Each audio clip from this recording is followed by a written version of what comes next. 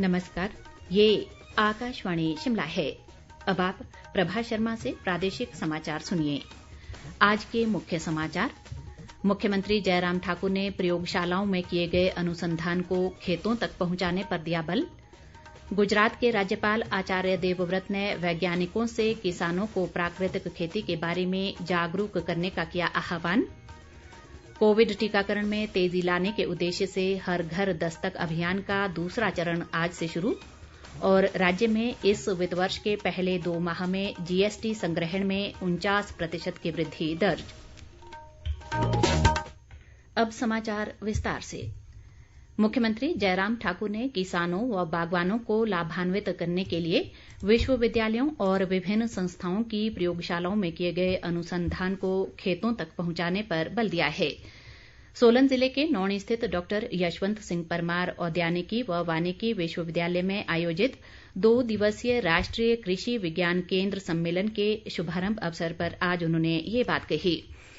केंद्रीय कृषि मंत्री नरेंद्र तोमर ने वर्चुअल माध्यम से इस सम्मेलन में भाग लिया, जबकि गुजरात के राज्यपाल आचार्य देवव्रत और प्रदेश के कृषि मंत्री वीरेंद्र कंवर सम्मेलन में मौजूद रहे। मुख्यमंत्री ने कहा कि वर्तमान प्रदेश सरकार ने प्राकृतिक खेती को बढ़ावा देने के लिए प्राकृतिक खेती खुशहाल किसान योजना आरंभ की और प्रदेश में लगभग 1,71,000 से अधिक किसानों ने प्राकृतिक खेती को अपनाया है। उन्होंने प्रदेश में प्राकृतिक खेती को बढ़ावा देने के लिए प्रदेश के पूर्व राज्यपाल व वर्तमान में गुजरात के राज्यपाल आचार्य देवव्रत के प्रयासों की सराहना की।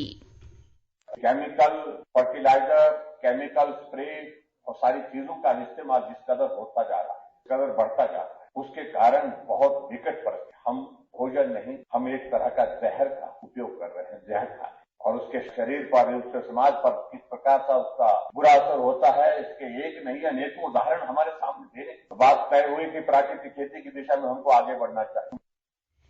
इस अवसर पर केंद्रीय कृषि मंत्री नरेंद्र तोमर ने कार्यक्रम को वर्चुअल माध्यम से संबोधित करते हुए कहा कि भारत विकास के क्षेत्र में दुनिया भर में अग्रणी बनकर उभरा है।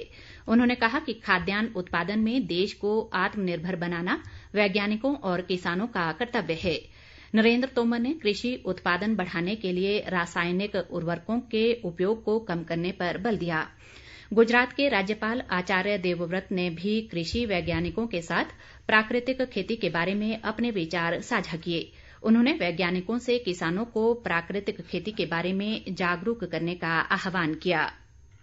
पूरा कृषि विभाग इसके साथ में जोड़ने का काम किया। उसका परिणाम है लगभग 2.25 लाख किसान इस समय हिमाचल प्रदेश में प्राकृतिक खेती से जुड़ चुके हैं। अब मैं गुजरात में हूं तो 2 लाख किसान वहां जुड़ चुके हैं। बाकी जितने भी प्रदेश हैं अब युद्ध स्तर पर सभी में कार्यक्रम प्रारंभ हो चुके हैं और विश्वव्यापी भी ये कार्यक्रम बनेगा, क्योंकि अब लोगों की समझ में आया कि स्वास्थ्य का कितना महत्व है और रासायनिक कृषि से पर्यावरण बिगड़ रहा है, हमारा जल दूषित हो रहा है, धरती माता का स्वास्थ्य बिगड़ रहा है, अन्न दूषित होने से, फल साग सब्जी दूषित होने से लोगों का स्वास्थ्य बिगड़ रहा है। तो इन सब का निदान केवल प्राकृतिक कृषि पद्धति है। इस मिशन को पूरी भारत सरकार ने बजट में जोड़ा है।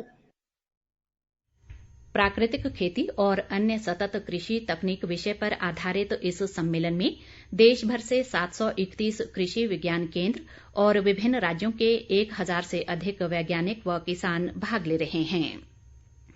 इस बीच मुख्यमंत्री जयराम ठाकुर ने आज सोलन जिले के गणकी सेर स्थित माधव सृष्टि बहुआयामी संस्थान का दौरा भी किया। उन्होंने इस मिशन के तहत चलाई जा रही विभिन्न परियोजनाओं की प्रगति की जानकारी ली। मुख्यमंत्री ने कहा कि माधव योग आश्रम स्वास्थ्य और आरोग्य के लिए एक प्रमुख आकर्षण साबित होगा। उन्होंने संस्थान के विकास के लिए सरकार की ओर से हर संभव सहायता का आश्वासन दिया। इससे पहले मुख्यमंत्री ने परिसर में माधव गौशाला का दौरा कर गौ पूजन भी किया। सामाजिक न्याय व अधिकारिता मंत्री सरवीण चौधरी ने आज शाहपुर विधानसभा क्षेत्र के दुल्ली में महिला मंडल भवन का उद्घाटन किया। इस अवसर पर जनसभा को संबोधित करते हुए उन्होंने कहा कि राज्य सरकार ने इस बजट में बिना आय सीमा के वृद्धावस्था पेंशन की आयु सीमा 70 से घटाकर 60 वर्ष की है। उन्होंने कहा कि गरीब परिवारों की लड़कियों के विवाह के लिए वित्तीय सहायता देने के उद्देश्य से शुरू की गई मुख्यमंत्री शगुन योजना के तहत वर्ष 2021-22 में 16 करोड़ 45 लाख 48 हजार रुपए स्वीकृत किए गए हैं। खाद्य आपूर्ति मंत्री राजेंद्र गर्ग ने कहा है कि राज्य सरकार युवाओं को सरकारी और गैर सरकारी क्षेत्र में स्वरोजगार देने के लिए कृत संकल्प है। वे आज घुमारवीं में 63 लाख रुपए की लागत से बने उप रोजगार कार्यालय के भवन के उद्घाटन अवसर पर एक जनसभा को संबोधित कर रहे थे। उन्होंने कहा कि घुमारवीं विधानसभा क्षेत्र में चरणबद्ध तरीके से विकास कार्य करवाए जा रहे हैं, जबकि नगर परिषद घुमारवीं में 3 करोड़ रुपए की लागत से विभिन्न कार्य प्रगति पर है। प्रादेशिक समाचार आकाशवाणी शिमला से प्रसारित किए जा रहे हैं। 2 महीने तक चलने वाले विशाल कोविड टीकाकरण के हर घर दस्तक अभियान का दूसरा चरण आज से शुरू हो गया है। इस व्यापक कोविड टीकाकरण अभियान का उद्देश्य सभी पात्र लोगों को इसके दायरे में लाना और टीकाकरण की गति में तेजी लाना है। ये अभियान 31 जुलाई तक सभी राज्यों और केंद्र शासित प्रदेशों में चलाया जाएगा। केंद्रीय स्वास्थ्य मंत्रालय ने कहा है कि घर घर जाकर टीकाकरण अभियान के माध्यम से दूसरी खुराक के लिए और एहतियाती खुराक के पात्र सभी लाभार्थियों के कोविड रोधी टीकाकरण पर जोर दिया जाएगा। स्कूल आधारित अभियान के माध्यम से 12 से 18 वर्ष की आयु के बच्चों का टीकाकरण भी किया जाएगा। प्रदेश में इस वित्त वर्ष के पहले 2 महीनों में वस्तु व सेवा कर संग्रहण में 49% की वृद्धि दर्ज की गई है और इस वर्ष मई में ये 390 करोड़ रुपए रहा है। राज्य कर व आबकारी विभाग के एक प्रवक्ता ने आज शिमला में ये जानकारी दी है। उन्होंने बताया कि ये वृद्धि करदाताओं में कर अदायगी संबंधी अनुपालना में सुधार और विभाग द्वारा उठाए गए विभिन्न प्रशासनिक व नीतिगत प्रयासों से संभव हुई है। प्रवक्ता ने कहा कि विभाग ने इस वित्त वर्ष में लगभग 25% की वार्षिक वृद्धि का लक्ष्य निर्धारित किया है। आजादी का अमृत महोत्सव के तहत भारतीय खाद्य सुरक्षा प्राधिकरण द्वारा लाहौल स्पीति जिले के केलंग में लोगों को पौष्टिक आहार व स्वस्थ जीवन के प्रति जागरूक करने के उद्देश्य से ईट राइट मेले का आयोजन किया गया। इस अवसर पर जनजातीय विकास मंत्री रामलाल मारकंडा बतौर मुख्य अतिथि मौजूद रहे। उन्होंने कहा कि आधुनिकता के इस दौर में पारंपरिक व्यंजन खत्म होते जा रहे हैं और खेतीबाड़ी में रासायनिक के अधिक इस्तेमाल से लोगों को कई गंभीर बीमारियों से जूझना पड़ रहा है। मारकंडा ने कहा कि लोगों को पौष्टिक व संतुलित आहार के प्रति जागरूक करने के लिए प्रदेश के 6 जिलों में ईट राइट मेले का आयोजन किया गया। मारकंडा ने इस दौरान स्वयं सहायता समूहों के पारंपरिक व्यंजनों और विभिन्न विभागों द्वारा लगाए गए स्टॉल का अवलोकन भी किया। वन मंत्री राकेश पठानिया ने आज नूरपुर क्षेत्र की आघार व पंजाहड़ा पंचायत का दौरा किया और क्षेत्र में चल रहे विकास कार्यों का जायजा लिया। इस अवसर पर लोगों को संबोधित करते हुए उन्होंने कहा कि राज्य सरकार के पिछले 4.5 वर्षों के कार्यकाल के दौरान क्षेत्र में सड़क, स्वास्थ्य और शिक्षा जैसी मूलभूत सुविधाएं उपलब्ध करवाई गई हैं। राकेश पठानिया ने इस मौके पर जन समस्याएं भी सुनी और अधिकतर का मौके पर ही निपटारा किया। अखिल भारतीय कांग्रेस कमेटी के सचिव व प्रदेश मामलों के सह प्रभारी संजय दत्त ने आज शिमला में पार्टी के जिला व ब्लॉक अध्यक्षों के साथ एक बैठक की।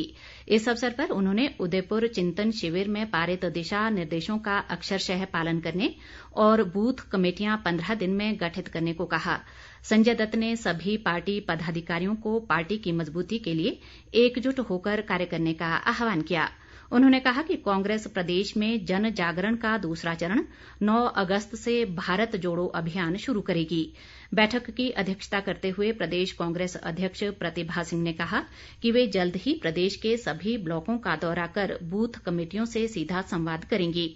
उन्होंने कार्यकर्ताओं से विधानसभा चुनाव में भाजपा की विफलताओं और महंगाई व बेरोजगारी जैसे मुद्दों को उजागर करने को कहा। बैठक को प्रदेश कांग्रेस के कार्यकारी अध्यक्ष हर्ष महाजन और राजेंद्र राणा ने भी संबोधित किया। समाज सेवी संस्था यस द्वारा धर्मपुर विधानसभा क्षेत्र के गद्दीधार में नशे के खिलाफ जागरूकता दौड़ का आयोजन किया गया।